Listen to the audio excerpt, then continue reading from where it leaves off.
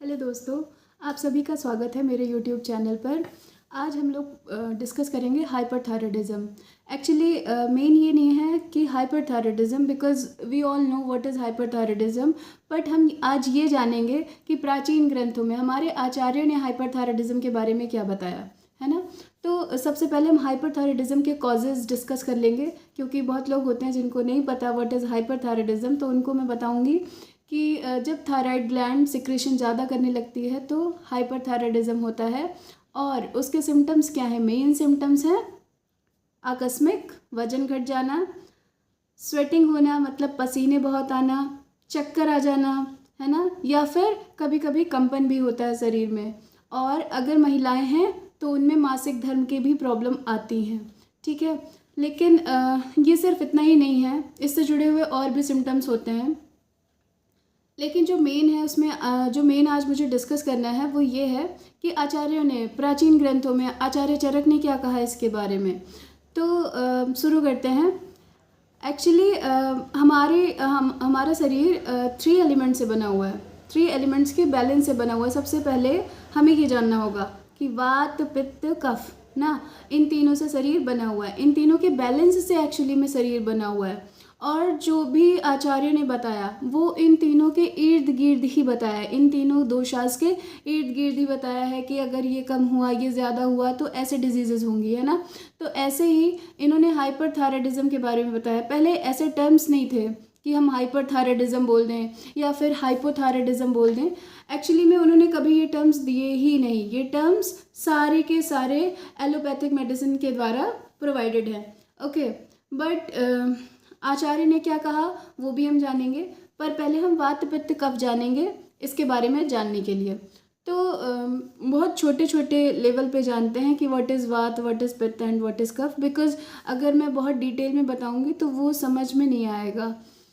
तो शुरू करते हैं। Vata is something that is related to nervous system, है ना, जो कि नर्व्स से रिलेटेड है, जो कि हमारे मूवमेंट्स में काम आती हैं या सिग्नल्स देने में काम आती हैं। Okay, and what is pitta? Pitta is related to what?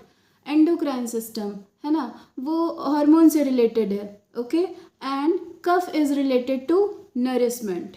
Okay, kapha is related to nourishment. तो ये बहुत छोटी छोटी चीज़ें हैं जो मैं बहुत छोटे स्तर पे वात पित्त कफ समझा रही हूँ। अगर आप आयुर्वेद से रिलेटेड हैं तो ये तो आपके लिए बहुत आसान होगा समझना, क्योंकि आपको तो ये पहले से ही पता होगा। तो देखिए आचार्य चरक ने क्या बोला कि आचार्य चरक ने सबसे पहले इस डिजीज़ को, इस बीमारी को भस्मक रोग बोला। उन्होंने बोला कि ये अग्नि बढ़ने से होता है। ठीक है, तो उन्होंने इसके डिफिनीशन में क्या कहा कि जब हमारे शरीर में कफ कम हो जाता है। कफ, देखिए कितनी सुंदर डेफिनेशन बोली है कि जब कफ कम हो जाता है, कफ छीड़ हो जाता है, मतलब जब हमारे बॉडी में नरिशमेंट, जो जो चीज़ें हमें नरिश करनी चाहिए, मतलब जो जो हमें नरिशमेंट प्रोवाइड करती हैं, जो हमें ताकत देती हैं, जैसे कि खाना, भोजन, है ना, या फिर जो भी हमारी बॉडी में बन रहा है, जब वो चीज़ें कम हो जाती हैं ना, कफ कम हो जाता है। और पित्त, पित्त बढ़ जाता है। पित्त मतलब अब देखो बोल रहे हैं कि हार्मोन्स बढ़ रहा है ना, अभी जब हम हाइपरथायराइडिज्म देखते हैं तो उसमें हार्मोन बढ़ रहा है। वैसे ही बोल रहे हैं कि जब कफ कम हो जाता है, पित्त बढ़ जाता है। और सुनिए, वायु, वायु मतलब वात, वात उसको ले करके और बढ़ा देती है और उसको ग्रहणी में ले जाती है। ग्रहणी मीन्स ड्यूडेनम, मतलब स्टमक का एक पार्ट है, पेट का एक पार्ट है, वहाँ पर उसको बहुत ज़्यादा बढ़ा देती है अग्नि को। वायु क्या करेगी? देखिए वायु जो है, जो नॉर्मल हवा चलती है वो क्या करती है, मान लो कहीं कुछ धुआं है या फिर आग है तो वो उसको और तेज बढ़ा देगी, है ना।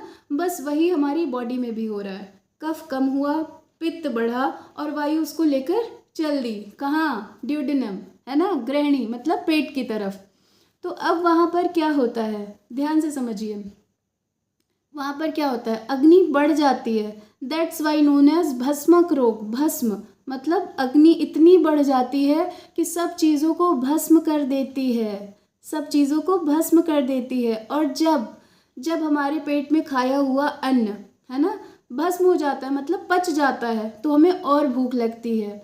और भूख लगती है। इसीलिए हाइपरथायराइडिज्म के पेशेंट में क्या होता है कि पेशेंट का वेट कम होता जाता है, वो चाहे जितना भी खा ले, है ना, वो खूब खाता जाता है लेकिन तब भी उसका वेट कम होता जाता है। क्यों? क्योंकि वो जो है अग्नि जो है उसे सारा पचा ले रही है। ओके, तो ये मतलब आचार्यों ने इसका मेन डेफिनेशन ये बोला है। और इसमें इम्पॉर्टेंट क्या है कि आचार्य ने ये तो बताया और इसका ट्रीटमेंट भी बहुत अच्छा बताया।